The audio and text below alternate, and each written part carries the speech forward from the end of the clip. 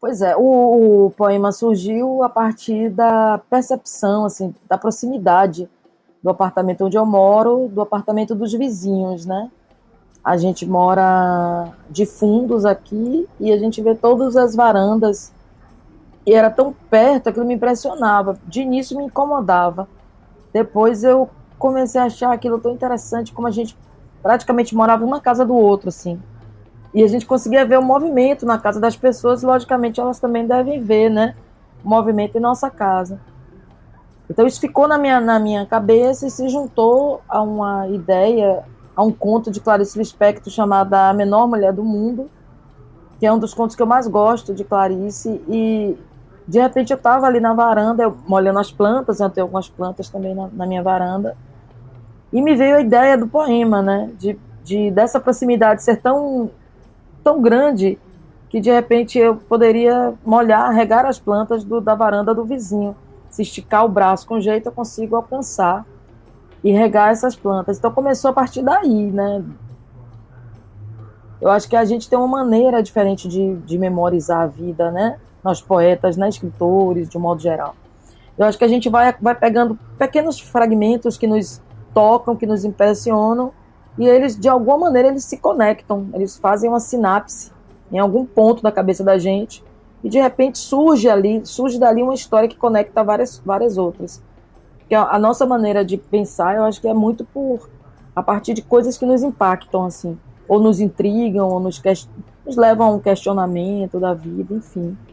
Então, eu estava lendo o livro de Pat Smith, aquele Devoção. E em Devoção, ela fala muito sobre isso, né?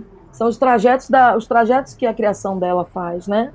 São referências que tocam ela em algum momento, e aí ela vai acumulando aquelas pequenas lembranças, pequenas referências, e de repente aquilo tudo se conecta num conto, num poema. Eu acho que funciona muito dessa maneira, né? O meu contato com esse conto, A Menor Mulher do Mundo, ele foi por etapas, assim, e etapas de amadurecimento também. Então, por exemplo, eu li nos livros didáticos ainda, criança, né? Já assim, para os meus 10, 12 anos. Então, me causou um impacto de estranheza, né? E da narrativa de Clarice, que é uma narrativa muito envolvente. Eu consegui enxergar nesse conto ali bastante esse efeito de recepção, né? Então, esse efeito de recepção que tem, por exemplo, uma notícia, o impacto que tem a notícia nas pessoas, e de como nós não conseguimos, muitas vezes, através da notícia, alcançar aquilo que é um ser humano, né?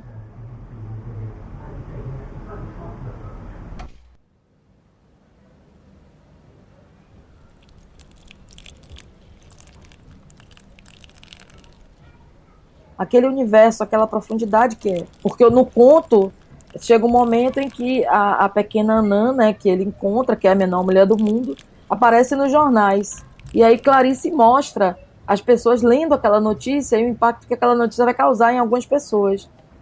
Então eu já tive uma outra visão do conto, muito mais conectada assim, com o que eu fazia como profissão, né, que é o jornalismo, e pensar nessa questão de como nós jornalistas, muitas vezes, na notícia, nós desumanizamos as pessoas.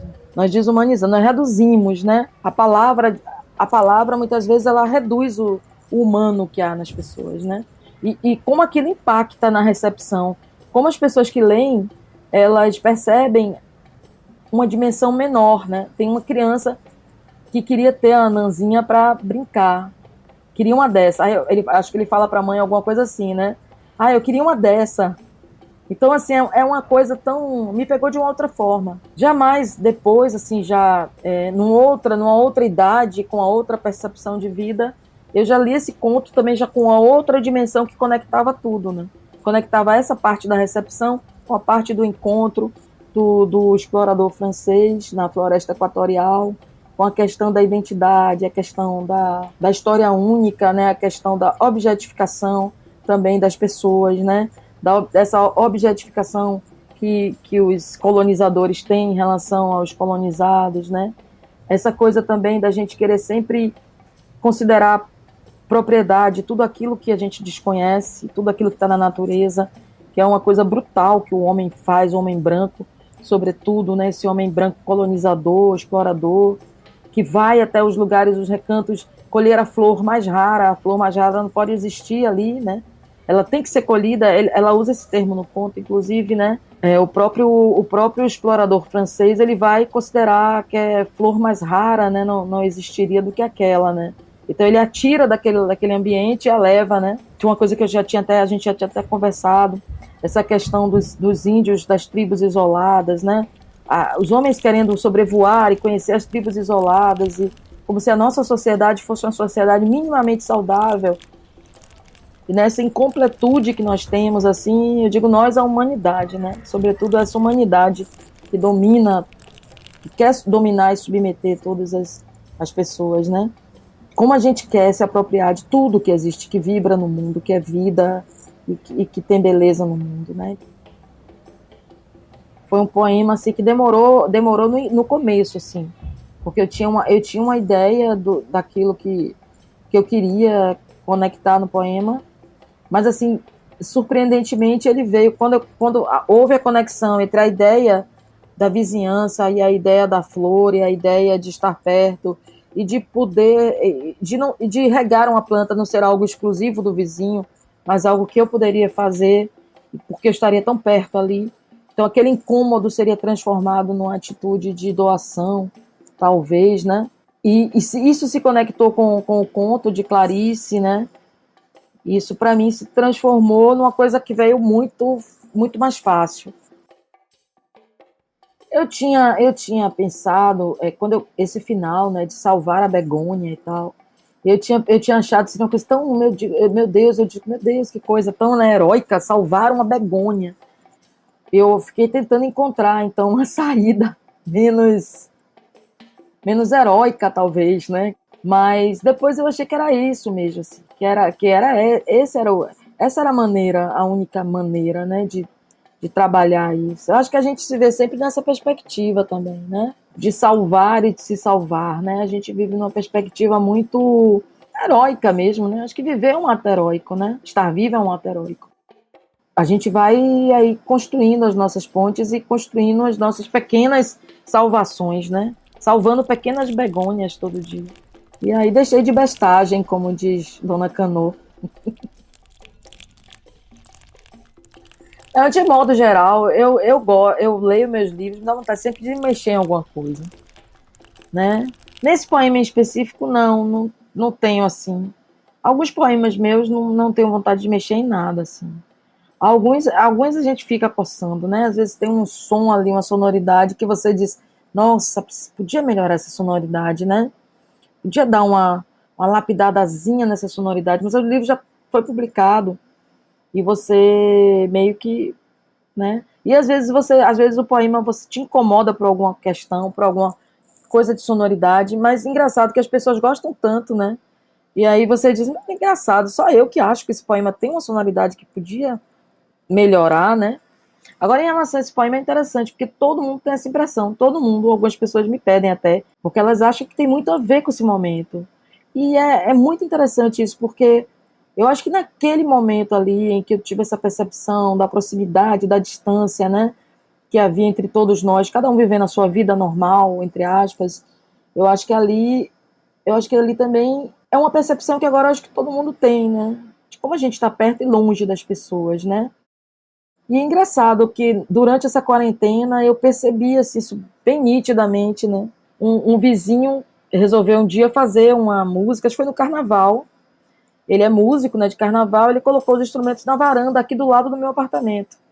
E ele começou a tocar músicas antigas de carnaval, músicas de carnaval da Axé Music antigas. Lindas as músicas, né? As músicas de carnaval da Axé Music antigas são as mais lindas, assim. E aí, no prédio em frente, um rapaz trouxe um timbal para a varanda. Então ficava ele tocando no meu prédio aqui, o rapaz em frente tocando timbal na varanda. Eu falei, olha que interessante, né? E assim, tinha um outro prédio, a gente via o pessoal dançando no terraço.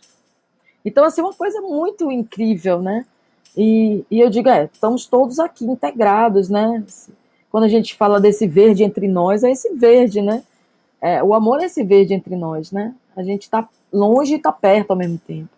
Mas aí precisa de uma coisa como essa, de uma coisa louca e feroz, né? Como uma pandemia dessa, para que a gente perceba que, na verdade, a gente está mais perto do que a gente pensa, né?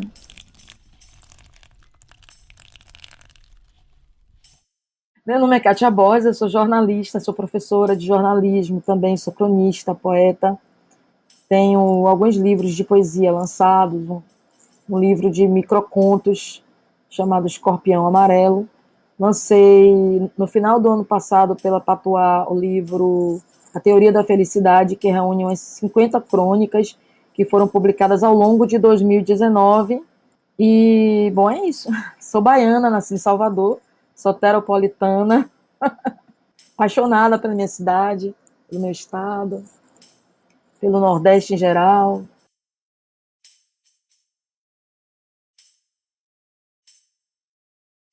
Pequena Flor. Meu apartamento, no 12º andar, fica tão perto da varanda do vizinho do outro prédio que, se esticar o braço com jeito, conseguirei regar suas plantas. Escrevo sobre mim, essa longura, e sobre você, pequena flor, na solidão do sábado. A vida é esse verde entre nós. Talvez biólogos nos expliquem a fluidez do amor a essa altura. Serei melhor se lançar água, e dessa distância que penso segura, salvar uma begônia.